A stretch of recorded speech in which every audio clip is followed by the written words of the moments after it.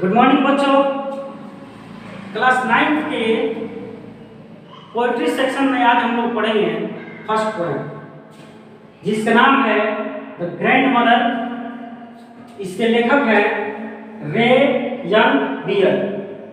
इन्होंने अपने दादी माँ पर इस पोएम को लिखा है। आइए इस चीज को हम लोग पढ़ते हैं। ये लिखते हैं कि इफ आई वेयर टू सी हर, यदि मैं उसे देखता, safe from A mile away, safe from A mile away, 1 मील की दूरी पर, I would know so quickly, मैं अति शीघ्र जान लेता कि वो मेरी दादी माँ है।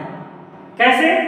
आगे लिखते हैं that it would be her, the purple scar and the plastic shopping bag. Means कि पर्पल स्कार, बैगनी कलर की दुपट्टा और हाथ में मेरी दादी जो है मार्केट करने वाली थैली को लिए हुए, अगर 1 मील की दूरी पर वो दिखती है तो मैं उतनी दूर देखने के बाद मैं पहचान लेता कि वो मेरी दादी माँ ही होगी। तो बच्चों आइए हम समझेंगे कि पोएट जो है दादी माँ को 1 मील की दूरी पर देखने के बाद वह एक ही झलक में पहचान लेता है। आखिर ऐसा क्यों? जैसा कि हम लोग जानते हैं कि इस भाग दौड़ की जिंदगी में हम लोग हजारों लोगों के बीच रहते हैं।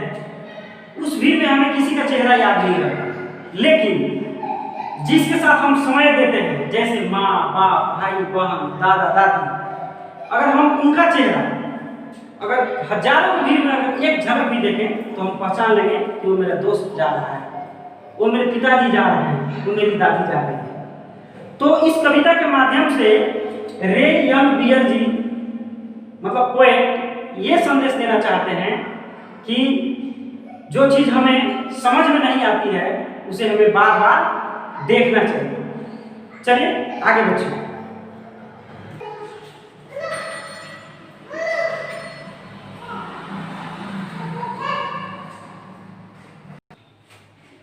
हाँ तो बच्चों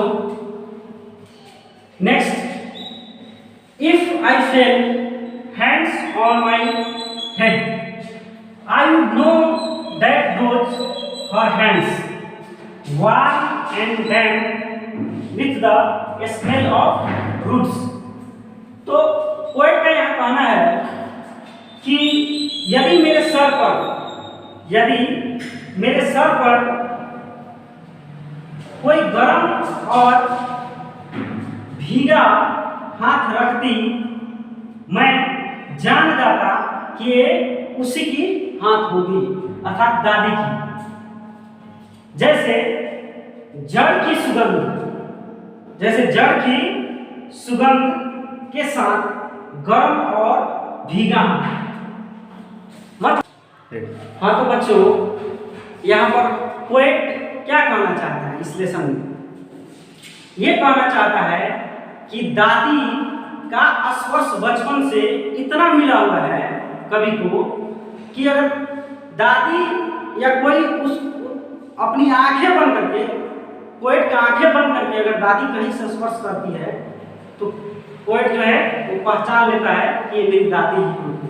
जैसे आंख बंद करके ऋषि मुनि जो है हमारे पुराने जमाने में आंख बंद करके और उसके जड़ को सुगंध से, उसके खुशबू से पहचान लेते थे कि किस चीज का पौधा है। ठीक उसी तरह कवि जो है यहाँ पर हम लोगों को सिखा रहा है।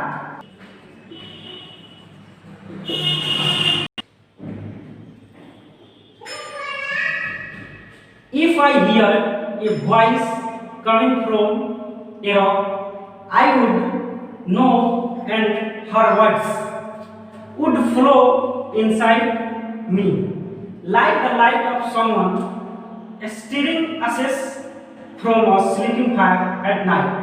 Means बच्चों पोएट यहाँ कहना ये चाहता है, इफ आई हियर, यदि मैं सुन पाता कोई आवाज जो चट्टानों से चल के आ रही है, I would know and her words, मैं जान जाता उसके शब्द वुड फ्लो इनसाइड मी, मेरे अंदर बहेगा, उसके शब्द जो है मेरे अंदर बहेगा, like the light of someone, जैसे कोई प्रकाश की भांति, stirring ashes from a sleeping fire at night, means वे हलचल पैदा करने वाली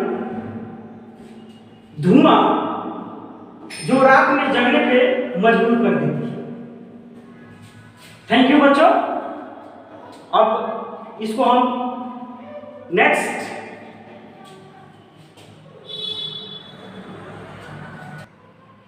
हाँ, तो बच्चों पोएट यहाँ यह कहना चाहता है कि मैं किसी चट्टान से आती आवाज को सुनता, मैं जग जाता कि ये शब्द मेरे दादी के ही होंगे, जो मेरे अंदर एक प्रकाश की भांति प्रवाहित हो रहे हैं।